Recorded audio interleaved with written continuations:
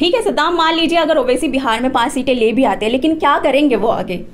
क्या नहीं करेंगे ज्योति, ये हमारे दर्शक भी इस बात को लेकर सुन रहे हैं। क्या नहीं करेंगे इस बात को लेकर आप सोचिए। शहाबुद्दीन जैसे लीडर को खड़े करेंगे, तस्लीमुद्दीन जैसे नेता बनाएंगे, उन लोगों की आवाज़ वो बनेंगे जो जिन लोगों को आवाज़ नहीं मिली, जिनको एक धरा जो है दरकिनार कर देते हैं, जिनकी आवाज़ नहीं उठाई जाती है संसद में, जिनकी आवाज़ जो है कहीं ना कहीं एक कोने में रह जाती है, बोलना चाहते हैं लेकिन वो चीज़ें हो नहीं पाती है, वो करेंगे असदुद्दीन ओवैसी। आपको पता होना चाहिए और हमारे दर्शकों को पता होना चाहिए इस बात को लेकर कि असदुद्दीन ओवैसी वो लीडर हैं जिन्होंने एक जो है मतलब सीमांचल की जनता को जोड़ने का काम किया है। उदा किशनगंज में उनकी जो है एमआईएम पार्टी सांसद से चुनाव लड़ेगी, लोकसभा चुनाव लड़ेगी, और भी सीटों पर फैसला हो रहा है। असदुद्दीन ओवैसी साहब खुद कह रहे हैं कि वहां से चुनाव लड़ सकते हैं, तो क्यों नहीं लड़ा जाना चाहिए? क्यों नहीं? अगर संविधान में हक है, संविधान में ये चीज़ की आज़ादी दी गई है, तो वो क्यों नहीं लड़ सकते हैं चुनाव? 5 सीटें अगर विधानसभा 2020 में जीत कर लाते हैं तो तमाम विपक्षी दल को आपने देखा होगा, खटिया खड़ी हो गई, बाद में विधायक तोड़ ले गए। यही काम बीजेपी करती तो क्या होता आपको पता ही है। उन पर आरोप लगता है कि रिजॉर्ट में रखते हैं। अरे आरजेडी ने क्या किया? जो सच है उसको हमारे दर्शकों को जानना चाहिए। लेकिन लालू यादव उस बैठक में कहते हैं कि राहुल गांधी को शादी कर लेनी चाहिए। देखिए वो एक अलग मसला है, लेकिन इसको लेकर भी उनको गंभीरता से सोचना चाहिए। कुछ कह रही हैं आप? लेकिन जिस तरह से विपक्षी दलों की मीटिंग होती है, क्या लगता है कि वहाँ मुस्लिमों को नहीं बुलाया जाता तो हिंदू और मुस्लिमों के बीच और गहराई मतलब कि और जो खाई है वो पैदा की जा रही है? देखिए ये तो कहना कहीं ना कहीं उस बात को लेकर होगा कि अगर हम हिंदू मुसलमान के बीच अगर ऐसा खाई पैदा करने की जो भी नेता कोशिश कर रहे हैं, जो भी ऐसा कर रहे हैं कि हम हिंदू कम्युनिटी को आगे बढ़ा रहे हैं, हम ऐसे लोगों को आगे बढ़ा रहे हैं जिनको मतलब आज इस देश में हिंदू राष्ट्र बनाने की जैसे भारतीय जनता पार्टी कहती है ज़रूरत है, ऐसा नहीं होना चाहिए। मुस्लिमों को साथ लेके चलना पड़ेगा। जो लालू यादव ने MY का समीकरण जोड़ा था ना, वो चीज़ को लेकर आपको साथ लेके चलना पड़ेगा। ओवैसी साहब ने जो किया है ना उसको कोई नहीं भुला सकता ज्योति, इस बात को लेकर समझना पड़ेगा आज। और सीमांचल की जनता इस बात को लेकर समझ रही है। आज देखिए ना, जो बिहार की सियासत है वो कुछ भी हो सकता है।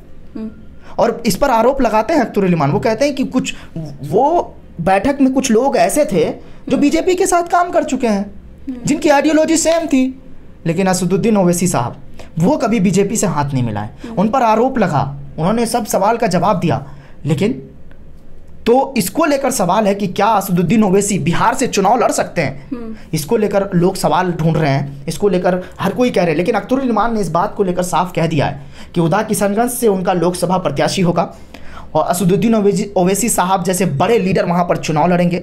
शहाबुद्दीन जैसे लीडर को तैयार किया जाएगा, तस्लीमुद्दीन जैसे लीडर को तैयार किया जाएगा, और ये कारवां आगे बढ़ता ही जाएगा ज्योति। और MIM सिर्फ अब आकाश में उड़ेगी, और 2 भी सीटें लाते हैं तो भागीदारी तो होगी, हिस्सेदारी होगी।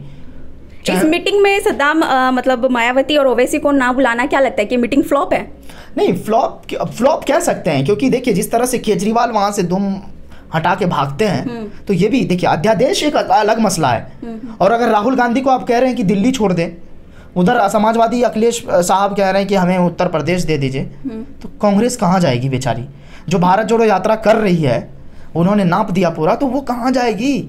अध्यादेश एक अलग मसला, इसको लेकर हालांकि केजरीवाल ने वहाँ से बाइकआउट किया और उसके बाद गुस्से में निकल गए, लेकिन क्या बिना अरविंद केजरीवाल के ये मीटिंग या ये विपक्षी एकता एकजुट हो पाएगा? इसको लेकर बड़ा सवाल है, इसको लेकर हमें सोचने की ज़रूरत है। और असदुद्दीन ओवैसी साहब जैसे लोग इसको लेकर बड़ा सवाल उठता हुआ नजर आ रहा है। और दरअसल इस बात का जिक्र इसलिए भी हो रहा है क्योंकि जिस तरह से जो सवाल उठ रहा है, जो चीज़ें हो रही है, और मुस्लिमों को लेकर जो बात हो रही है, वो कहीं ना कहीं बड़ा सवाल है ज्योति।